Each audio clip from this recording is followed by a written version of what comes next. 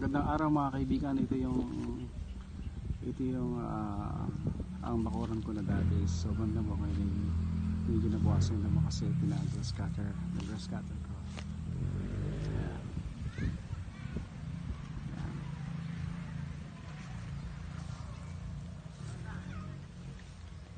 Medyo kalahati pa lang inakadaman.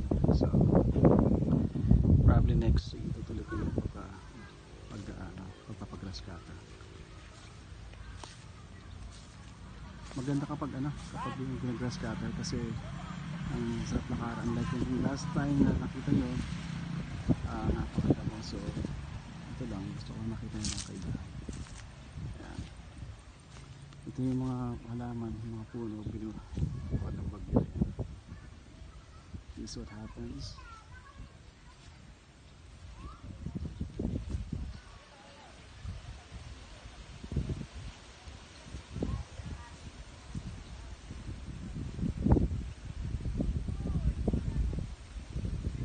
It's very windy here right now. About 5 o'clock in the afternoon. Okay.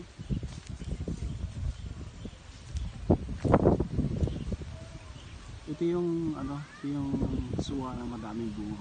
So nung bumagyo, nagkalagas lahat yung bunga at nasiwas ng bagyo. Ito yung lemon galing Davao. Kulay pink yung bunga ito. Yan, tsaka yung mga bayabas, nakalagay yung mga puno ng mangga. Yan, nagkasama yung mga sanga, nagbagsak lahat, mga paya. Hindi na tayo makapagsagay kasi masyado lang damag masyado.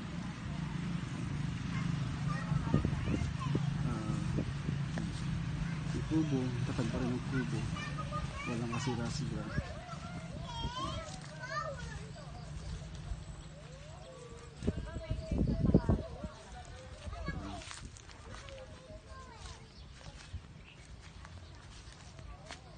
Bukado, galandang, rambutan, takatis, bayabas, kaibano, buko. Yung mga tinan ko to kasi is ko pagtanda ko, kailangan ko yung mga prutas bilang halamang gamot sa pagtanda.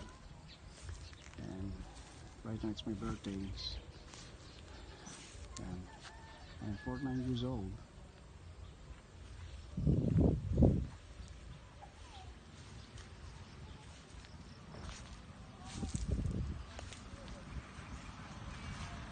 Yan yung papaya, bagsak.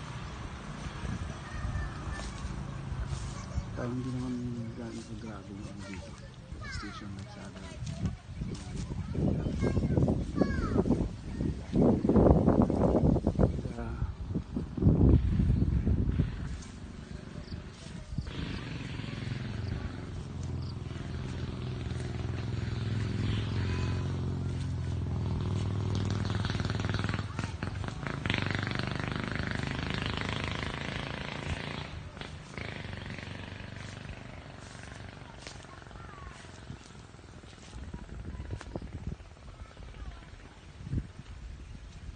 So ito yung dati na ito yung dating maraming bunga na suha, kalaglag lahat yung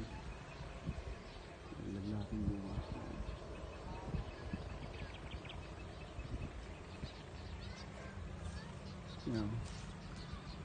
Susunod na gagawin ko, magtatanim ako maraming gulay, itong mga kalabasa, sitaw, lahat. Kasi ngayon pinapalinis ko nila, pinapahawan ko na sa ibang klase na.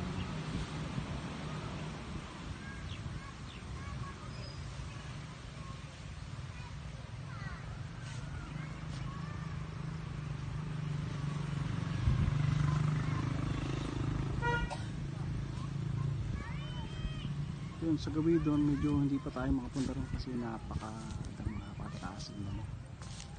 Lulubog tayo sa damo. So yan,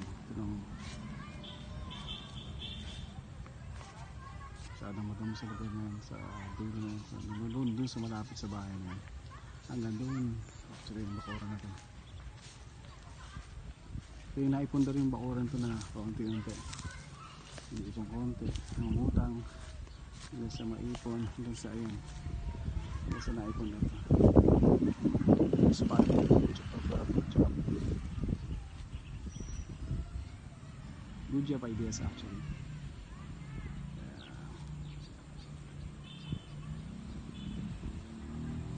Yan, so masyado na madami sa good kami.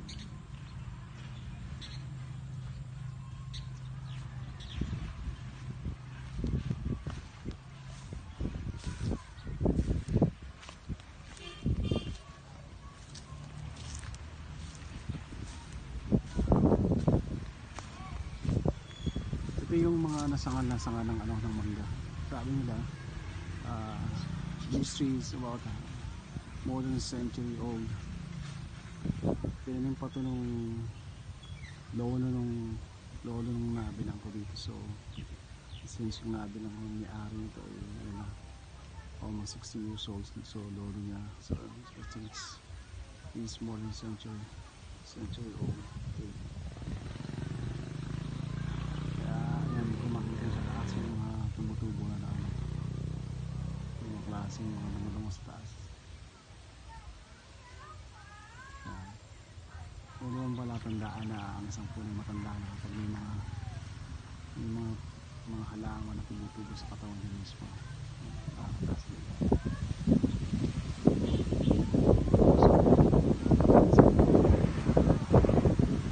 It's almost 6 in the evening. So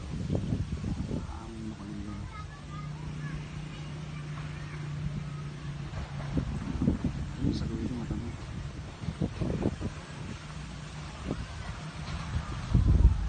Ayan, tubo.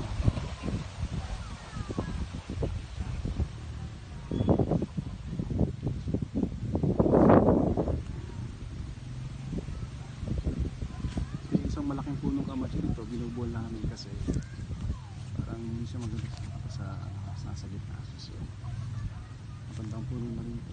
So kailangan rin putulong siguro. Ayan. Yung mga kalamansi, tabunan ng damo sa taas ng damo.